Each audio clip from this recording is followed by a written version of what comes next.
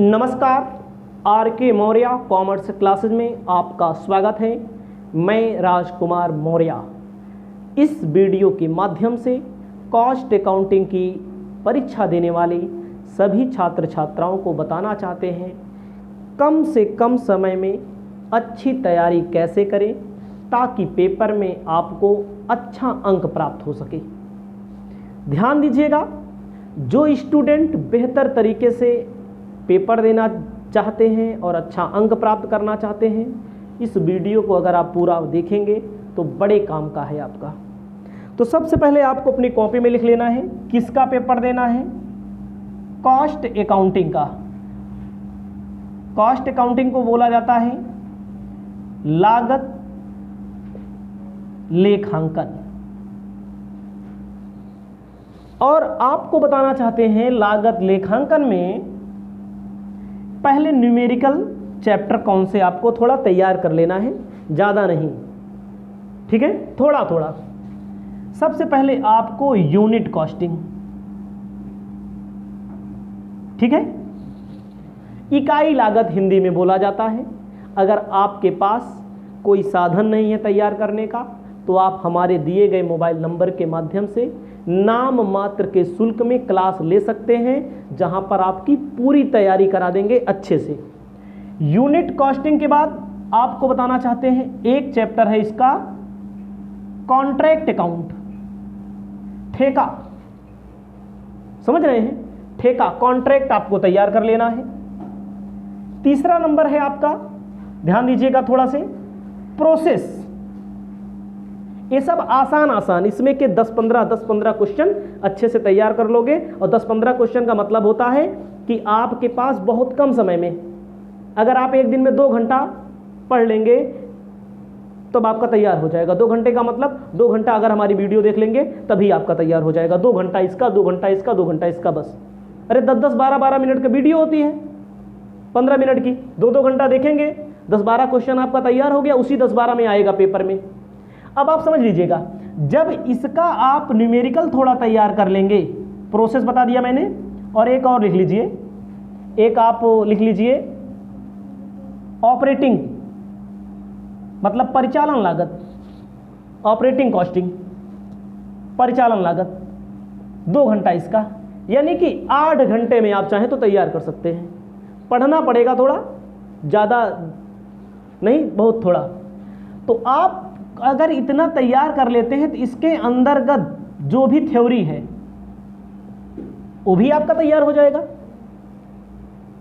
8 घंटा हम कह रहे हैं, 10 घंटा मान लीजिए। अब 2 घंटा तो पढ़ ही सकते हैं, अब इतना भी नहीं है कि 2 घंटा अगर अच्छा भी नंबर चाहते हैं और 2 घंटा पढ़ना भी नहीं चाहते हैं तो भाई कोई बात नहीं, फिर इतना आप तैयार कर लेंगे। 15-15 क्वेश्चन, 10-10 क्वेश्चन तैयार कर लेंगे तो उसी में से आता है, ज़्यादा कठिन क्वेश्चन आएगा नहीं। अब कठिन आएगा छोड़ दीजिएगा, न्यूमेरिकल किए रहेंगे तो जो कॉपी चेक करने वाला टीचर होगा ना, वो क्या जान लेगा स्टूडेंट को आता है। उसके अलावा जो न्यूमेरिकल क्वेश्चन आता है वो लॉन्ग में आता है, छोटे क्वेश्चन में नहीं आता है, लॉन्ग में आता है। जहाँ कहता है 300 शब्दों में लिखो, 400 शब्दों में लिखो, तो भैया 400 शब्द लिखते समय पागल हो जाओगे। 400 शब्द का मतलब होता है 4 पेज लिखते समय, कॉपी 25, आधा घंटा लगेगा 4 पेज लिखने में, याद रखिएगा। अगर यही सवाल अगर आपने थोड़ा थोड़ा पढ़ा है, थोड़ा बहुत गलत हो गया, तब भी तो आपको नंबर मिल जाएगा। मान लीजिए 10 नंबर का है, मान लीजिए गलत हो गया, फॉर्मेट सही है, कुछ सही है, तो 8 नंबर तो आपको मिल जाएगा। और ये सवाल लगाने में कितना टाइम लगेगा, बहुत लगेगा, 10 मिनट, 5 मिनट लगेगा, इससे ज़्यादा टाइम नहीं लगता है सवाल लगाने में। अब यही थ्योरी 10 नंबर का पूछेगा ना, 200 शब्द बोल देगा। 200 शब्द का मतलब होता है कि शायद हमारे हिसाब से स्टूडेंट नहीं लिख पाते, सब नहीं लिख पाते, जो कम पढ़े होते हैं, जो जल्दबाजी में तैयारी करते हो तो नहीं लिख पाएंगे। तो इसीलिए मैं कहता हूँ इन न्यूमेरिकल को 10-10, 15-15 क्वेश्चन अगर आप तैयार किए रहेंगे, बेसिक एकदम, बस कठिन वाला मत तैयार करिए, और इससे आपका लॉन्ग वाला भरपाई हो जाएगा। अब जैसे क्वेश्चन में आप लोग सोचते होंगे थ्योरी और क्या आएगी, इसी के अंतर्गत थ्योरी बताई गई है सब। भाई यूनिट कॉस्टिंग किसे कहते हैं, यूनिट कॉस्टिंग के अंतर्गत जब आप पढ़ेंगे तो कॉस्ट का प्रारूप क्या होता है, कॉस्ट शीट क्या होती है, स्टेटमेंट कॉस्ट क्या होता है, सब कुछ बताया गया है। इसी में आप पढ़ लेंगे, इसके लिए अलग से हम नहीं बताएंगे, इसका प्रारूप बहुत पूछता है। और कॉन्ट्रैक्ट का एक क्वेश्चन 100% पूछता है, प्रोसेस का तो और 100% पूछता है, ऑपरेटिंग का भी पूछता है ना। 4 क्वेश्चन अगर मैं बोल रहा हूं तो हो सकता है 3 तो पूछेगा ही, 2 ये पूछेगा, वैसे चारों पूछता है। तो आप अगर थोड़ा थोड़ा तैयार किए रहेंगे, गलत भी लगा देंगे तब भी नंबर मिलता है, गलत में भी 100 याद रखिएगा, स्टेप मार्किंग मिलेगा आपको नंबर। लेकिन लगाए रहेंगे, लिखे रहेंगे तब मिलेगा, बिना लिखे नहीं मिलेगा। अब आप आइए आगे, अब आइए शुरुआत में पहले चैप्टर में। जब आप कॉस्ट अकाउंटिंग पढ़ते हैं, लागत लेखांकन,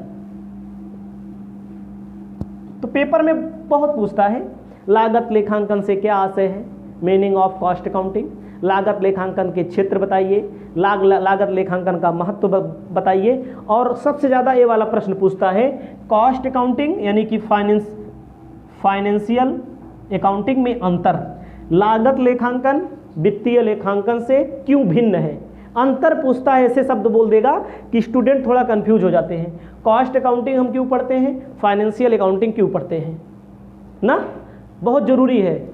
तो आप समझिएगा पहले चैप्टर से एक क्वेश्चन जरूर उठता है 100%, वो भी क्या नंबर का, कम से कम 15 से 20 नंबर का क्वेश्चन आएगा। और नोट कर लीजिएगा, नहीं आएगा तो आप हमको बताइएगा।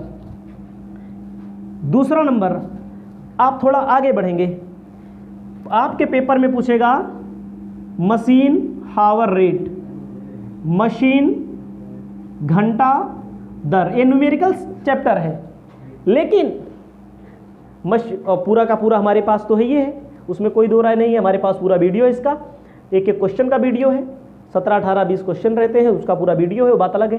पेपर में पूछता है मशीन घंटा दर से आप क्या समझते हैं, meaning of machine hour rate पूछा जाता है, तो इस बात को ध्यान रखिएगा।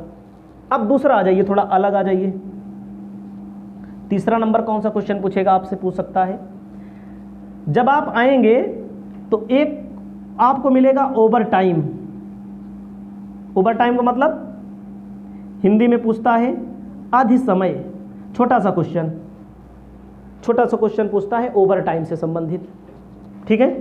अब यहाँ उत्तर तो नहीं बता रहे हैं, लेकिन उत्तर अब आपको इसी में थोड़ा, इसी चैप्टर में आप थोड़ा पढ़ेंगे तो व्यर्थहीन समय बहुत पूछा जाता है, व्यर्थहीन समय, आइडल टाइम, आइडल टाइम मतलब होता है जो समय व्यर्थ हो जाता है, ठीक है।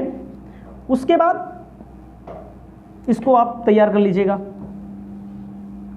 चौथा नंबर आ जाइए, मान लीजिए थोड़ा सा एक छोटा क्वेश्चन है, इसमें कोई नंबरिंग से नहीं मतलब है, छोटा क्वेश्चन है, ये है बहुत छोटा क्वेश्चन है।